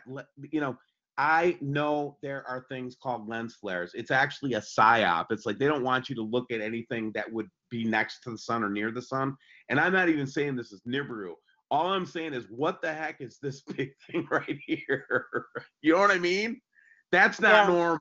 That's not something you see on the ISS. That's not a lens flare, okay? And why are there clouds all around it up there? Those are clouds, okay? That's not a lens anomaly, okay? That's clouds around. What is that? Why are there clouds there? Are you guys with me? Do you hear what I'm saying? Yeah, you know what we're seeing now? We're seeing the New York City photo. Oh, wouldn't you know it? Yeah, you clicked on something, you went back to the New York City one. Oh my, okay, yeah. Let's do this again here. Okay, now. Still, okay, there, now you're back. Now, all right, we got a blank. Yep, now I'm gonna do it. So here we go. This is the picture I'm talking about right here. Can you guys see that? Yeah, I see it, and I see the clouds around it. Yeah, this is in space. Okay. I don't mean to laugh. I've just been looking at this stuff so long that I just can't help but laugh, because like I know what this is. This is two solar systems interacting with each other. And there's objects in each one of them, and there's gas, and there's clouds, and there's all kinds of different weird stuff going on. But then there are some other features in some of these photographs where you see that these are lens anomalies, okay? These little things. Why do I see a refraction of like a saucer thingy? Or, you know, I won't even get into that. I'm just looking at the big thing right in the middle of the screen, right there, easy to see. What is that? And and the first thing that people will say is, there's all kinds of people that will say that ISS is fake. Well, I've tracked the ISS, and I watch it go over you can actually track it, watch it go over your house, and you can actually put a telescope on it and see it. So, it's there. The ISS is definitely there. Now, do they show us what's really going on in the inside of the ISS? That I can't tell you for sure. Right? So when they do their little interviews and stuff, do I think that they went to the moon? Yeah, I think they went to the moon. Did they show us what happened when they went there? Heck no. You know what I mean? Yeah. It's like everybody wants it to be a black or white kind of thing. It can be both. Stanley Kubrick was doing the setup where they faked the moon landing. It was in case the astronauts crashed into the side of the moon, and they had to have time to tell, to try to figure out what they were going to say or whatever. The other scenario that happened with that too is that they faked one moon landing while the real one was going on. And what happened on the real one was quite different than the one that that Stanley Kubrick. See, there's other scenarios other than it happened or it didn't happen. You know what I mean, Bad Baby? Yeah, yeah. Well, just like the one ship that was Challenger that supposed to blow up. There's pictures of the astronauts that were on that ship now. That those pictures are those people. Why did they fake that? Again, these are things that just leave you stumped. And this is what I'm talking about. The dominoes fall. It's not. We don't just look at Planet X. We think about the moon landing. We think about the Federal Reserve and the Rothschilds, which, by the way, not to shift gears, but I have been getting a lot of military reports too lately about the grid failure stuff. Now it's not just kind of in the rumor mill anymore. I've actually got my sources from the military from different parts of the infrastructure, they are telling me that they are exercising for grid failure right now. Are you Yeah. getting the same feedback from your sources too? It's funny that you said that because I just had Dr. Richard Allen Miller on, and he said he actually saw a naval document where the grid was supposed to go down. He said around or somewheres about December 12th, but he said, it could be far after December 12th, but they were going by charts of what happened, I think, as far as flares coming from the sun uh, a while back. So but he did see a naval document where they are predicting a grid down. Yeah, and again, not to cause fear, not to freak out, just be, just have some common sense basic stuff together so that as these events are happening, you can just be in the wonderment of it and not worry about eating. You know what I mean? Or drinking. Exactly. Because And it is gonna be a wonderful time. It's going to be, the change is going to be dramatic. This is exciting stuff. If you look at it as a researcher and you try to look at it and try to keep a scientific mind about it and just be in wonder of it and just get rid of the fear part of this stuff is fascinating. right. And what I have heard about, like Dolores Cannon, I've watched a lot of her videos, and I spoke to her daughter years ago when I first found Dolores, and I wanted to have her on my show, but she was busy traveling around the world teaching people what she does. She's deceased now, but she actually said that we all chose to be on this planet at this time when we were on the other side. We chose to come here because this is a once in a lifetime event, and it's a wonderful time to be here for what's going to happen. Yeah, and this is where the story gets metaphysical. And I consider Dolores Cannon a metaphysician and obviously she was a channeler too, and she was she was able to kind of pierce into the veil of the understanding of our true origins, and even the Bible does support this. Okay, the idea that we're exiles, or that we're exiles of heaven, or that we've always lived, we're eternal beings. What do you think eternal means anyway? When Jesus says eternal life, do you think that it just starts today and goes forever, or do you think eternal life means forever, forever? I mean, come on, let's get serious, right? And Right. so it's a big, huge story where we all, Dolores would say that we had origins. Every human being is not from here. That's what Dolores would say. We're all from somewhere else. Right. Us got trapped here as prisoners, and some of us, to your point, volunteered to come in and help this planet get out of that prison predicament. Yep. And another thing that she taught that struck me as phenomenal is that she said that the Bible was written to help guide us through what's going to happen, and and to teach us how to behave, which a lot of people don't pay attention to that. But she also said that the ETs that contacted through the deep hypnotic state would tell her. She asked them in one of her books. She talks about this. She asked them, "Do you believe in God, or do you have God like we have God?" And they said, "Yes." You call him God. You call him, the Lord. We call him the one of the light. Well, guess what? The Bible talks about the light, you know, but that's what the ETs call him, the one of the light. And then she also talks about when the universe was created, the Big Bang, and they told her that the one of the light created this big explosion, and he gave particles to some of the ETs, or we would call them the angels, and he told them, now take this and go on and create. So it's so similar. The theory with the Bible is very, very similar. It is, and this is where the Anunnaki, Sumerian, texts and those types of things start to come into play. Is that, were we in our human civilization fooled by beings that were powerful in their science, great in their knowledge, and they fooled us into believing that they were God. Did that happen in our history, do you think? Well, and also, did they alter the Bible some for control? You know, you have to keep an open mind about everything that's possible. Anything's possible, you But know? back up to Christianity for a second, just in the history of humanity as we know it anyway, right? I mean, do you think that there is evidence that there's enough evidence there to suggest that there has been posers that were not really God at all, but just because they had the technology and we didn't, you know, hey, listen, anything that we call magic is, in my opinion, just science that we don't understand. Okay. Oh, and look at it this way. Oh, here we go. Here we go. How do I get this? Stop presenting this. Okay. We're I already got being perped. it's okay. But the point hey, I don't know who's doing this.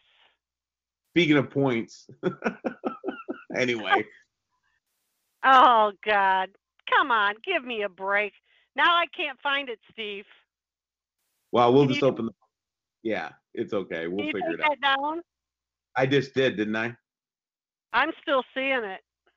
Mm. All you have to do is just hit the little X button and I'll All find a right, different. there it is. I got it off of there. Yeah, we'll I've just put had this. I had this happen before. No, it's okay. And we have to just, the show must go on, right? Yes. Back to this idea of false gods, right? I really do believe, and this is very controversial ground I'm going to take you into here, okay? But it's got to be said, and that is that this prison system is the human body, and it is a host body system, and in fact, that's a pretty good representation of it right there, okay? And what we have here is, I'm convinced, and the Bible supports this, by the way, if you're Christian, is that we were trapped as exiles in a construct. Look at the work of Chuck Missler, and I want to take us into the idea of quasi-crystals here for a second, and I'll tie it back together for you in a minute. What a quasi-crystal is, my friend, a quasi-crystal is the idea that if I'm a three-dimensional shape, we've all seen our shadow, right? And do you notice that that shadow projects in 2D? It's not 3D, it's a 2D shadow. So when you are backlit by the sun and you have a shadow on the ground, it is a 2D shadow. Well, in the same way, if there's a 4D object present, it will cast a 3D shadow. Are you tracking with me? Yeah. Now, that is the idea of quasi-crystals in the most simplistic form, that each dimension casts a shadow on the lower dimensions. Get it? Yeah. Chuck Missler was a huge studier of this, and a lot of people never really got to the depth of Chuck Missler because they couldn't get past his Christianity. I get that. But he was a hardcore Christian, but he got the insight that we actually live in a holographic construct. Okay? It's a projection of a reality that's on a higher dimensional plane, and he found a way to support that in the biblical literature. Okay, and he pushed it, and I believe he's correct, and I believe that what we are experiencing is not really reality, but a very bad copy of it, and then we're trapped in these meat suits, and that's how they keep us stuck to this planet, and that's how they keep us like kind of like farm animals. Kind of like. And that system was the one that Jesus came to bust. So when you see when he says, love not the world or anything in it, did you ever get confused about those kind of sayings? I'd always go like, what was he talking about? I love my mom. I love my car. I love my house. I love, you know what I mean? What does he mean? Yeah. He's talking about the fact that this whole thing is a construct. Don't love it. It's not real. Nothing here is real. He was telling us that. And so now let's take this to the Illuminati for a second. You ever notice that that little compass that the Masons use has the G in the middle of it? Yes. And that stands for what, Bad Baby? You know what it stands for. Well, the scales stand for the balance, and the G. God, what is the G? God. I know it. Yes, God. but their God is Lucifer because they Right. worship Lucifer. Let me take you there for a second. Now you know that, but let me connect these dots. This whole construct, this whole reality, this whole cosmos, Jesus was telling us, was the construct of Lucifer, or what we would call the others, or whatever you want to say, the bad guys. Okay. They actually created a false reality. And so the Fibonacci circle, sacred geometry. So you've got your G and you got your architect. He was the architect of this whole system. So when the Masons, or whoever's going to come out and say that Lucifer's God of this reality, they're going to be correct. He designed all of it. This is not God's construct here. Who we would identify as God, the creator, the source of everything, Exactly. the original man, the original being. Okay, that wasn't from him. This is a fallen representation of that.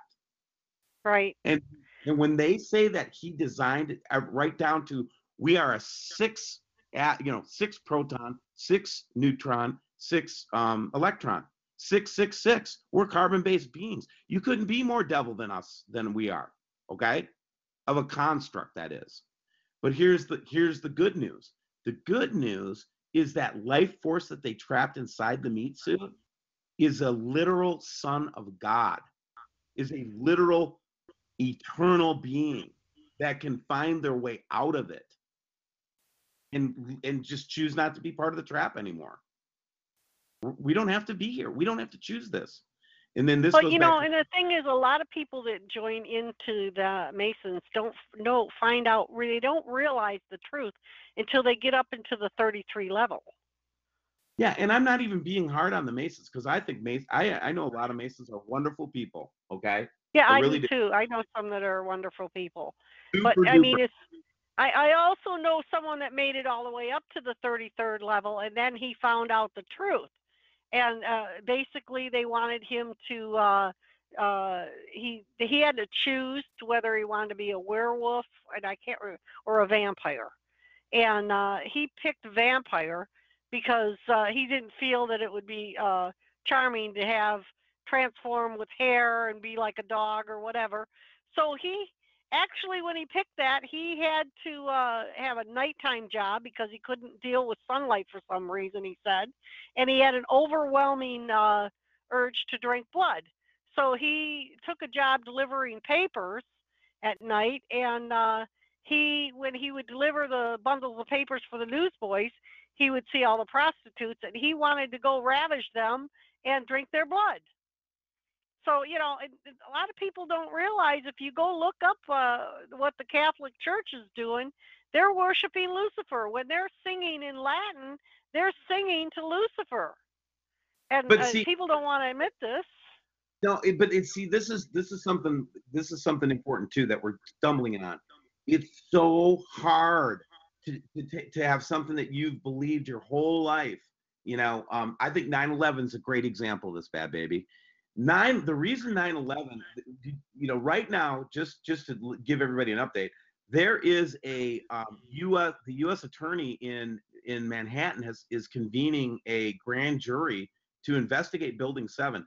That crazy cousin or crazy family member, like many of us are, the ones that said that 9/11 was not what they said in the main narrative, we're being proven correct. We're being vindicated right now. Okay, it's going to come to light. Now, here's the deal, though. Why can't Americans, the normal rank and file American, even look at it? Even just, do you understand? It's architects, lawyers, families of 9/11 deceased family members that are doing these law actions. You understand that these aren't cray-cray people. These are sane people. Well, they don't want to even look at or consider it. Why? Because we all got conned. And the hardest thing in the world for a human being to admit is that you got conned. I get it. Exactly. And you want to know another thing, too. If you think back about when 9/11 did happen, that was a big, big mind control project. Because if you remember, Every single channel had the same thing over and over and over and over again. Here comes the plane. Here it is. It's going to hit. It's going to hit. Here comes plane number 2. And oh, the people are running, and they did that for days and weeks. And it was like to program you to believe the story. Exactly right. It was a programming. And here's the second hardest thing. If you think it's hard to kind of, eat crow because you have to admit you're being conned, think of how bad it is to admit that you've been programmed. That's a hard thing to come to face with, man. It is. Exactly. I get it. But we're being deprogrammed. That's what shows about like Bad Baby are about, and what WSO. All we're doing is we're just trying to throw an interrupt in there to maybe mess up that program so that you can come to your senses. And exactly. That's what happened to me. You get shaken and then you come to your senses. And it happens now on a daily basis where I'll be looking at something I've always believed my whole life, and it'll be like the final straw is like, nope, that's not true, Steve. And it was a con job, and you were programmed to believe that. And let me give you a really simple example. I've always believed in my life that I could always sit down and get myself at peace through meditating and prayer. Okay, Bad Baby, I can do it. I can sit down and become peaceful and be very peaceful. But some program in my mind that I discovered this week convinced me that if I wanted to do anything, accomplish anything, write anything, create anything, or do anything of any value, I had to do it with anxiety and stress in my heart. I know it sounds simple, doesn't it? That's a form of programming. No, of course I don't have to have a sense of anxiety in my heart to accomplish anything, do I, Bad Baby? No. But that's how simple this programming is. And we're not talking about like this woo-woo stuff. We're talking about that level visceral reality where you realize that you've been conned into being full of anxiety 24/7, and you never needed to be that way. And you know what I mean? we got a guy over here in Michigan right now that's on trial. He was an Uber driver, and I think it was a year and a half ago. For some reason, he said that he turned on his Uber app to go pick up his customers, and that he saw the devil in it, and the devil was instructing him to shoot people. And somehow he had a gun. He didn't even know how he had a gun. Now, what's that tell you? That's mind control. And he don't remember any of it, Steve. And he shot 9 people, 7 people died. He's on trial right now for it. He don't remember any of it. All he remembers is that he saw the devil in his Uber app, and the devil was instructing him. Well, now that's another dimension of this, right? And you have to ask yourself, what are the self-defense mechanisms to this mind control stuff? And that is exactly what we're talking about. Getting into knowing yourself. Whose voice is that you're listening to anyway in your head? Exactly. Here's another example. Remember the kid that went into the theater and shot all the people? And then people in the theater said there were 2 shooters. And, all right, just for an example, if you remember, he dyed his hair. He looked like the Joker. He looked real funny looking in the courtroom. Most of the time during the hearings, that kid was in a daze. He looked like he didn't know what the hell was going on at all in that courtroom. And the other thing is, Florida shooter, he was whacked out too, like he was being. If you're going to go and do something like that because you want to get revenge or whatever, are you going to run out in the parking lot and stand next to your car and wait to be arrested? Because that's what he did. And this is, again, this is the stuff that Bad Baby has exposed me to. Quite frankly, you tracked me into a lot of the guest experts, military people like that really validated to me that we literally do. MK Ultra is absolutely real. And they didn't stop it in the 70s. They kept going with it. They kept perfecting their methods. They do it electronically. They do it through ritual abuse. They do it through all these different ways. And these things are real. I'm not saying they're not real. But here's what I'm saying. What I'm saying is, where does the tide turn? And that tide turns inside your heart. It's not a big movement. It's you being able to resist those voices Establish your own sovereignty in the midst of that noise and crackling that's going around your ears. And you literally, the Bible says, stand. It doesn't say run, doesn't say charge the lines. It says stand, doesn't it? Just Mm-hmm. stand. Just stand. And if you do that, you can overcome this stuff, I've learned. Okay? Yeah. Because My question is why 5G when 4G was fine?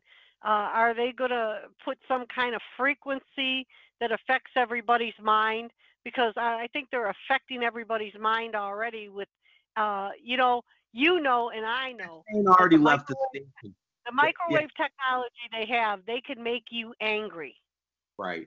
Or they can make you sexually aroused. Yes. Or they can make you super excited about some stupid idea. Yes. Now, those are right. And so why all of a sudden 5G? Have you seen what 5G looks like on a telephone pole, Steve? I sure do. And I'm a radio man from the Air Force days. So there's 2 jobs I did in the Air Force. My first one was intelligence. And that one burned me out as a 22-year-old. I was burned out on the intelligence community.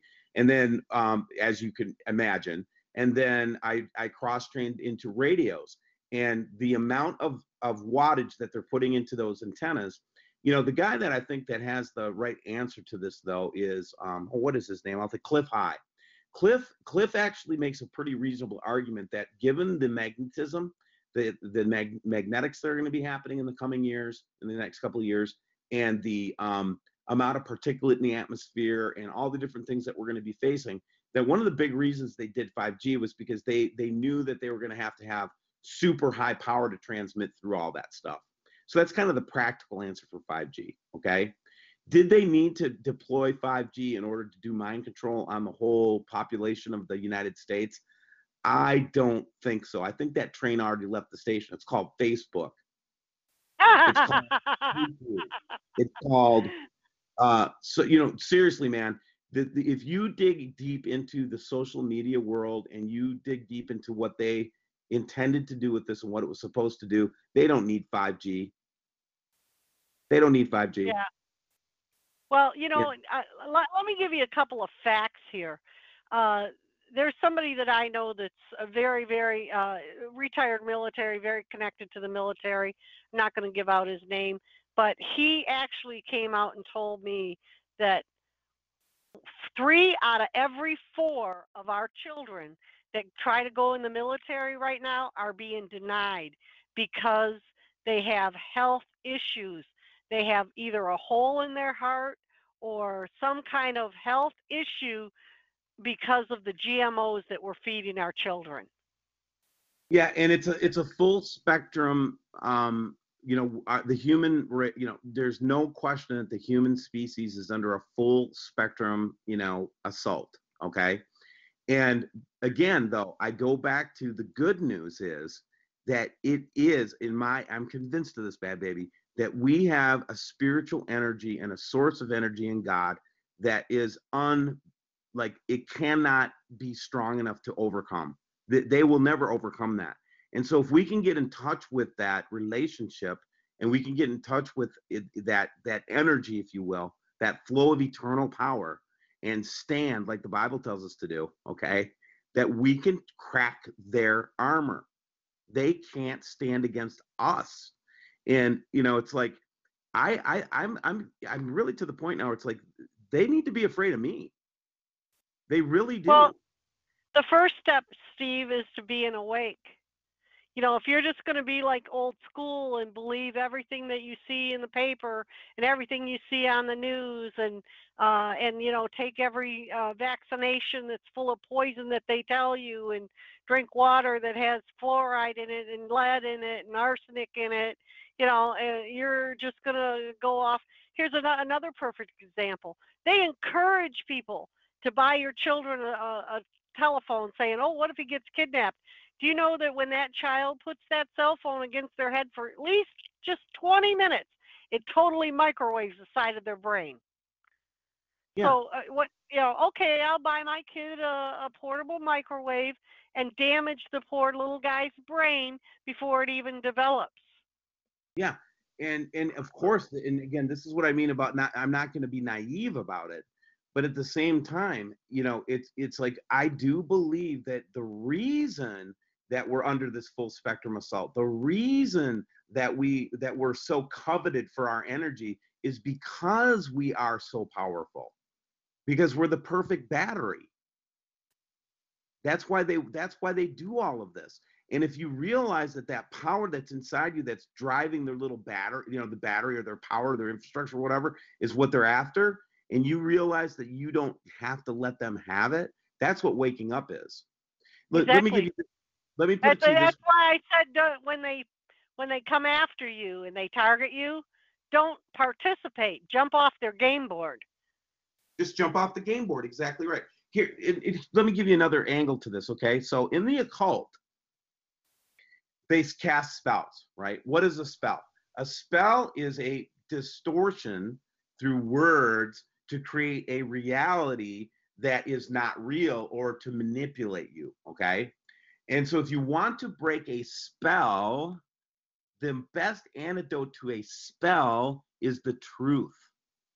The truth is an antidote to spell casting of any kind. Because once you know the truth, you can't unsee it. Do you ever notice that? Do you ever notice when you see a truth that you can never unsee it? Oh yeah, I've dealt with that in my life a lot. Right, but that's what I'm talking about. Because before you knew the truth, you were under a distortion. You were under a spell. Then one day, somebody or something convinced you of the truth, whatever that truth is, okay? And that light goes off. Do you ever notice how you can never unsee it? Oh yeah. I mean, when I first started having all these guests on that were experts on all these different topics, I was like, whoa, I never knew that. I learned so much by my guests of what the truth is going on underneath I would never think that a lot of things that were happening, like Flight 800 was shot down because of who was on it, and that it was done by a Scud missile. And, those are things that Rodney talked to me about. And he was the FAA investigator on that flight. And he was told to keep his mouth shut for what he found. But he got fed up. And, and Rodney wrote 18 books. No one would publish his books. So you know what he did? He started his own publishing company. Exactly right. That's exactly what we do. And that's what we're doing. Exactly. But the point, again, I go back to the point that don't think that the truth is impotent. What makes the truth impotent, I think, is when we're only in that mind, intellectualizing and thinking about it stuff. Then it's impotent. But when you start to turn that truth, call it optics or lens or whatever, we're so good at seeing those external truths. You know what I'm saying, bad baby? We're so good at catching them in their lives and all that kind of stuff. Well, can you apply that same focus to you? Because what you're going to find out, and this goes back to what we were talking about, like focusing on your positives. If you really find out all what you're capable of, you find out what you're truly capable of, uncover that occulted truth. Uncover that. You might find out you're a lot more than you think you are. And a lot of us, like you said, Dolores Cannon has said, I believe it's true. A lot of us came from the outside to come in here to bring, Jesus came from the outside. He didn't come from the earth. He came from outside the earth. Exactly. And so I think that the best you can say that these bodies are their avatars for our true soul. And we don't have to play their game. I mean, we can, like they're afraid of us. What GH just said, they're afraid of us because when we're a sovereign soul, we are literally flowing source energy, God energy through us. Angelic humans are an incredible race of beings, unbelievably powerful. And that's exactly how, say, a woman sees her child gets run over and the car's got the child pinned. How in the world can a 110-pound woman have the strength to lift that car off of her child? Because she channels the God source. That's exactly right. And in these, you'll find that these latent genes or whatever you want to call it, whatever, they get activated when that faith, when that belief, when that willingness to see yourself as a great being, and I'm not talking about a narcissistic, egotistic thing, because no, it has to come with humility. 100%, I'm telling you, when you start to learn about true power in God, and the way that the Spirit shared this with me is I was watching Jesus wash the disciples' feet in a dream vision, okay, and I'm watching him do this, and he's naked.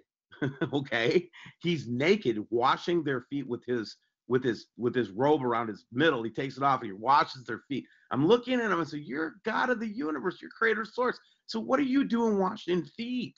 And I was really offended for a minute, right? And he looked up at me and he said, "Without perfect humility, you cannot experience power. Power requires humility. That's what contains source. Source's humility contains its absolute power. That's how it works." I was blown away. So yeah, you can't be a narcissist and be in the power of God. No way. No way. Don't work. You're going to get steered by the wrong spirit, man. But if you have, Exactly. what is humility? Humility is the simple idea that I don't know it all. I need help. I need teammates. I need helpers. I can't see this myself. I need help. I can see some of it. I can bring a little bit to the party, but if without you all and without God, I'm nothing. You get it? Yep. And that's Yep. humility. That's humility. It doesn't mean I don't recognize that I'm a powerful son of the Creator. That's true too. But I am in a limited incarnation here and I need help. That's humility. And you That was another reason too why if you go back into my archives, which I put a few of those shows up when I was dabbling in people who had near-death experiences and what they experienced when they came out of their body and how they came back to their bodies and what they saw and you know and Bruce Van Natta was one of my shows that it was a phenomenal show where he saw angels holding the truck where this is the guy who had the semi truck fall on him and you know and the thing is it's weird because you think if a semi truck axle falls on you, you're going to be like, oh my God, while you're slowly dying, you're in huge pain. But he didn't feel anything. He came out of his body and watched it all. And other people that I talked to about near-death experiences, they said, well, I was looking at it like, wow, this is interesting. This person here just got ran over. I was on a bicycle and I got ran over by this woman, and all these other people are trying to take her out. And then she realized, wow, that's me, you know. And people that had died said that they didn't experience a lot of pain. It was like taking your clothes off. That was one example. Just changing your clothes, taking them off and coming out, and that was over with. And it felt good to get out of them dirty clothes. That's what they said. And and again, that lines right up with what we've been talking about, and that is, I believe that the construct that we're looking at, and this is what Chuck Missler would say, is a crappy image reflection of a greater reality. And the sooner we wake up to that, the better. And that's what all this deception's about. They want to keep us out of the loop, out of the know, out of the what's really going on, out of the illumination, okay? Because they know as soon as we start picking up a piece here and a piece there, all of a sudden you're not a bunch of fragmented pieces anymore. You start to become one soul, and you start to join with other souls, like we join together, Bad Baby. Dude, it's a powerful idea. Yeah. And I'll give you another example. In the 60s, you don't know how much the CIA freaked out about the hippie movement. They freaked out because, and that's why they introduced the LSD. That's why they introduced the drugs to thwart it, because there were elements of that kind of hippie movement, call it whatever, that were really tuning into some of this stuff. And so one big group was going to go hold hands and connect around the Pentagon, and they were going to use their soul energy in love and peace and all that. And the establishment freaked the heck out. Yeah. They put And a it stop to does that. exist. And you know what? Then you're absolutely right. The dark side does not want the average Joe to know that they have that kind of power. And it's funny because I actually, when I was an avid coast to coast listener and would stay up every night and listen, George Norrie always talked about they were going to do a consciousness experiment. And they needed rain. I think it was in Texas at that time. They were having a drought. So he had all of his listeners concentrate on sending love and rain to this certain area, and they got rain. And then he got kind of scared because he was afraid that it would get out of control, and he kind of quit doing it. But he did do that with his audience a few times, and they did get results. Yeah, and again, this is not woo-woo, metaphysical, blah blah. This is true science. This is what they're finding out in quantum physics, and you know this too, bad baby. I know you're up to speed on this stuff. They've already proven in the quantum physics realm, which is the study of the the very small, is that there's a thing called when you get so small, when you get to the tiniest particle, there's this thing that kicks in called superposition. And this is scientific fact that Yeah. particle will actually exist everywhere at once. What? Did I just hear a PhD from freaking wherever, Caltech, just say that? And that they are And dead. that's why I love having Dr. Rick on, because he trained Navy SEALs, and one of the stories he has that fascinates me is how he trained the Navy SEALs to use their mind and their soul to lower their heartbeat and their breathing so that they were able to sustain treading water longer. And he said that he actually saved his own life doing that when he got left behind one time. I love Richard Miller. And another story that he relays is how how it works for the Buddhist monks. The reason that the Buddhist monks are so powerful in their faith is because what they've learned to do is to slow down time to where it's literally time doesn't exist. When they're in that, Fascinating.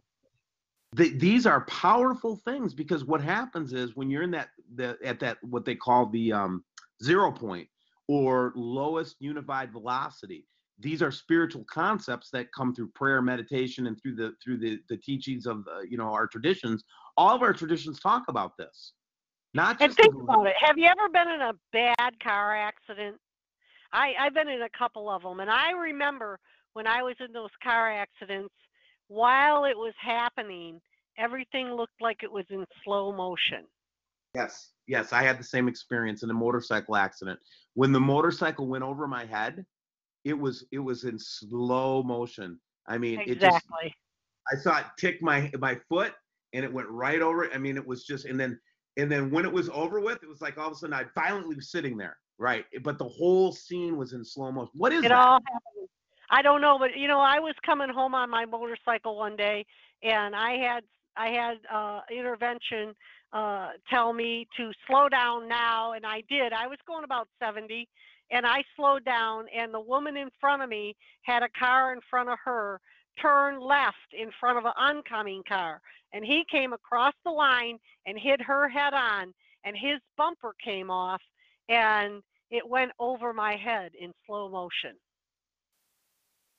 So do I think that that all the stuff that we've talked about, all like the planets and all this weird stuff and everything? Yeah, I still think that's all happening. Do I think that that was what was designed to bring down the human race? No, I don't think it's here to harm us in that way. I think it's a great cleansing. Wormwood actually stands for anti-parasitic, right? And that's the kind of stuff they don't want us to know. I think their intentions were that they were going to start a big war around this and blame it on Nibiru. That's what I think they were going to do. But I think that they're being prevented from doing so, because I think that I think they're losing the keys to this thing right now, Bad Baby. I really do. Well, I have to agree with you, and that's why I think that some of the things that may have possibly been altered in the Bible were that there was going to be a great big war that was going to happen before Nibiru comes. And I think you're right. I think that was their plan, and I do think that I think there's the possibility of anything can be changed or altered. Anything can be. Yeah, So all things are possible with my guy. I mean, I really bought into that. All things are possible. I really did. I yes. bought it when in church. That is, I bought into that one. Are we at the end of our time, Bad Baby? Yes, we're at the end of our time, but there is one thing I do want to ask you is could you shoot me out an email so I can get in touch with Dave Dobbs because I think his show when I did it with him was one of the ones that were deleted, and I would love to see if he would come back on and do another show with me. It would be my pleasure, Bad Baby, to do that. And just make sure I like when you call me. You can call me sometime next week and just give me a buzz and make sure I did it. And you know how my memory can be. Oh, I understand.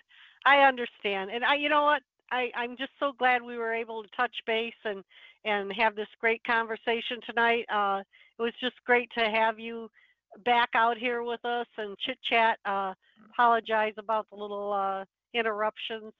No, let's do it again soon, Bad Baby. Let's try to do another one in February, and I'll try to help build it up with the WSO audience and get them all, coming on to the show with you and do a little bit better job of build up. But it's just been great to talk to you and get back in touch with you again the last couple weeks. And I love you, man.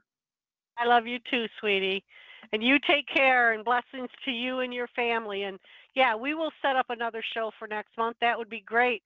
I would love to do that. Maybe if we do the show next month, we can just have Dave join in that night or whatever if you want to do that. I will present that to Dave, and I think he'd be very open to that. So, and it works out. It should work out just fine. Great.